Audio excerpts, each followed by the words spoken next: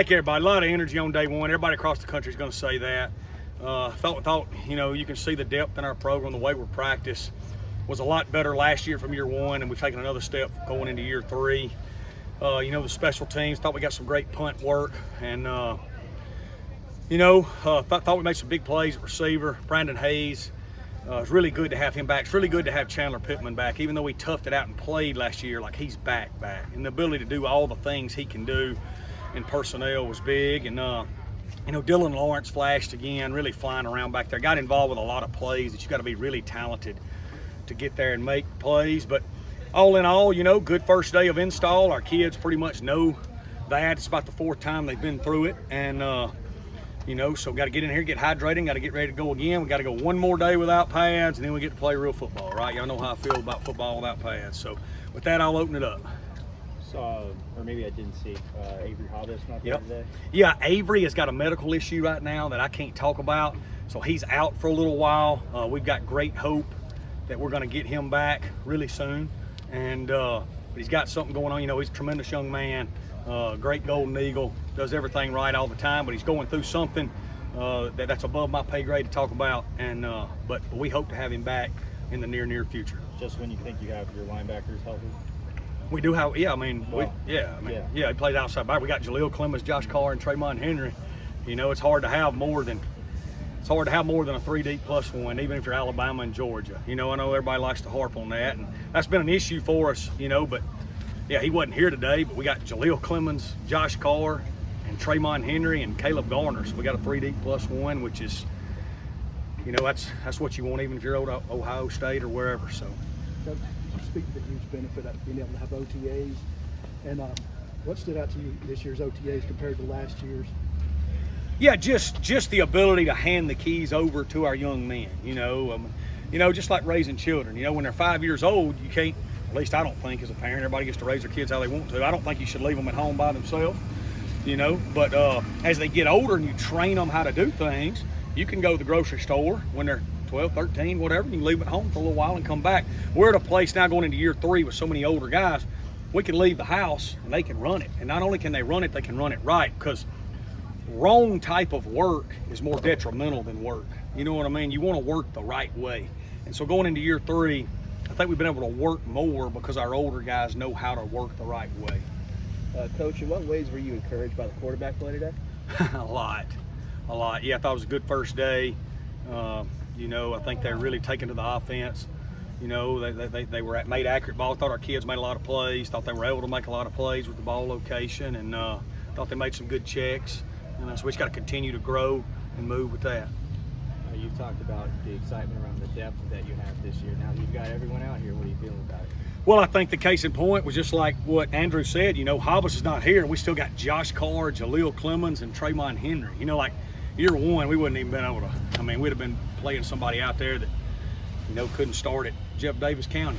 You know what I'm saying? So that's encouraging. If somebody goes down, there's somebody, a real college football player replacement. That's what you want, to be able to run 3 groups and practice the right way and get the number of reps you need. First look at the secondary, thought it looked really good. Yeah, we got a lot. We did lose a lot of starters and good players, but when you look at Michael Caraway, Brendan Toles have made a lot of plays for this football program in big moments. Then you add somebody like M.J. Daniels, Quez McNeil, really highly recruited kids. You add 2 freshmen like Centaurio Willis and Will Drekas from Tylertown, and Centaurio made a great play today. And then you talk about Jay Jones and Markel McLaurin and adding Dylan Lawrence and Elijah Sabbatini and Cam Knox. Like, those are really talented kids that were highly recruited. So are we inexperienced? Yes. But do we have talent? Yes. So we got to coach them up and get them ready to play. Can you just kind of speak to the addition of J.Q. Gray to the offense? Yeah, we're excited about J.Q. He's in a stacked running back room, one of the deeper running back rooms that I've ever been a part of. J.Q. is good lightning in a bottle. He is going to be a great weapon for us at some point in his career. How soon that happens, I don't know.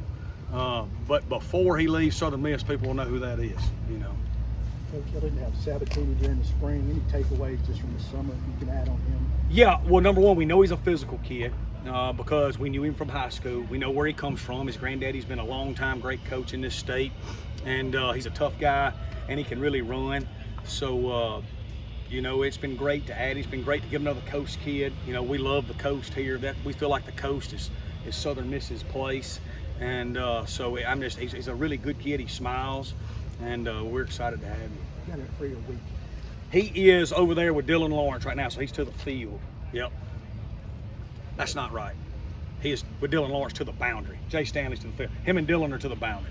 Coach, you know, with this being the first day of practice and all that, how quick do you think the guys were to kind of like get to speed and get to that, like, you know, like practice mentality almost, you know? I think they're there. Yeah, I mean, I think nowadays, you know, they got back May the 30th, the way we train and the way we do. I don't think that's an issue anymore with us. We got so many returners and the way we work every day.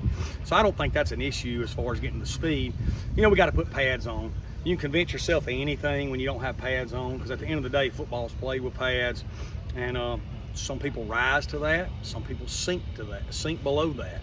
So, you know, we gotta get through another day tomorrow, and then we'll put the pads on, and that's when you kind of really start figuring things out. Going back to the quarterback, so what are some of the specific qualities that Billy and Holman have that have you feeling that the offense can be more better? Yeah, so number one, accuracy. I don't think you can create that once I get them. Number two is toughness, both mental and physical. I don't think you can create that once I get them. I think you can add to it. And then number three, the way they treat people around them. You know, I think their teammates would tell you, you know, they've already moved in with several O-linemen, you know, and different ones and different friends. They've already got off-campus places with them. That's how quick they were able to latch on to people and people to take to them. So, you know, what Jay Stanley said at Media Day, I think, really resonated with me and everybody. You can tell our kids believe in them because how they attack every day and, you know, those type of things. What we're looking for, everybody keeps asking what we're looking for. We're looking for people that can execute the play call, the way we coach it, number one. So if the play call is there, we want it executed. Now what is that? That's putting your eyes in the right spot, and that is throwing it in a way that it can be caught. And then after that, who can make plays off script? Who can make plays when it's not there? Who can create a little bit? So we're looking for number one, we want to make the plays that are there. And then number two, we want to make plays off script. Will there be any plans to maybe redshirt Zach or redshirt any other quarterbacks?